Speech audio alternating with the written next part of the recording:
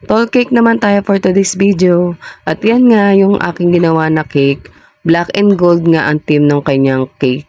Para yan sa birthday ng pamangkin ko, 'di ba? Supportive yung pamangkin ko na yan. Sana lahat supportive, charis. At yan nga, ganito ko nga lang yan ginawa. Bali, inaisingan ko muna yun ng makapal na kulay white para at least pag nilagyan ko siya ng icing na black, is manipis na lang ipapayad ko dahil marami ako nilagay na food color dyan na black bago ma-achieve ko yung ganyang pinaka-black na yan. At nilagyan ko nga lang din yan ng mocha flavorate para at least meron siyang lasa ng mocha at wala siyang pait na malalasahan dyan sa cake na yan. Diba ang taas niyan? Ang hirap niyang pakinisin pero carry naman. Umabot din niya na 8.5 ata yung taas niyan. 6 inches diameter yung pinaka cake na yan. At yan nga, ganyan lang, 'di ba? Sa mga hirap magpakinis, lalong-lalo na sa maliliit, paano pa kaya kapag ganyan nakataas? Charis. At yan nga, ganyan, dahan-dahan ko nga lang yung pinakinis dahil nga sobrang taas niyan.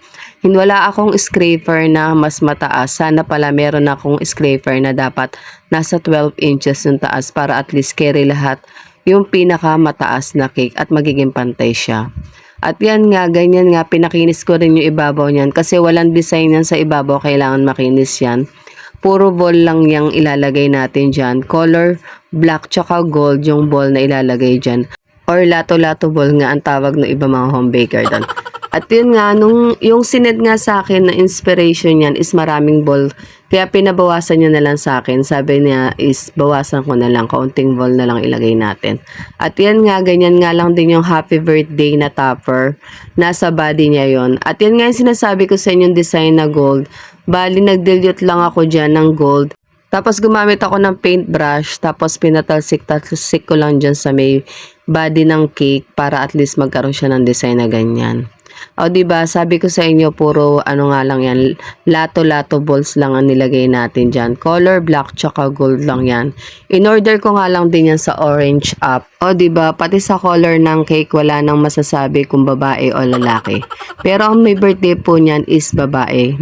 Makikita natin yung kadalasan, mga team yan ng mga lalaki, diba? Yung mga masculine. Pero ngayon, babaeng babae po ang nagpagawa sa akin yan. At yan nga, matatapos na nga yan. Pagkalagay ko nga dyan ng mga balls na yan, yan lang naman yung mga design yan. Wala na ibang ilalagay dyan. O diba, at least na-achieve ko yung gold na gusto niya. Lalo-lalo na yung mga patalsik-talsik na yan. At maganda naman dahil maganda yung icing na nagamit ko. At yan nga, at syempre napa-thank you Lord na naman tayo dahil nakatapos na naman tayo ng isang cake. At tall cake pa yan, diba? Mas mababa yan sa ginawa ko nung nakaraan. At yan nga, syempre birthday niya, kaya meron siyang free 12 pieces na cupcake galing sa tita niya. At yan nga yung picture na sinend niya sa akin sa venue. Salamat ulit sa pagtambay.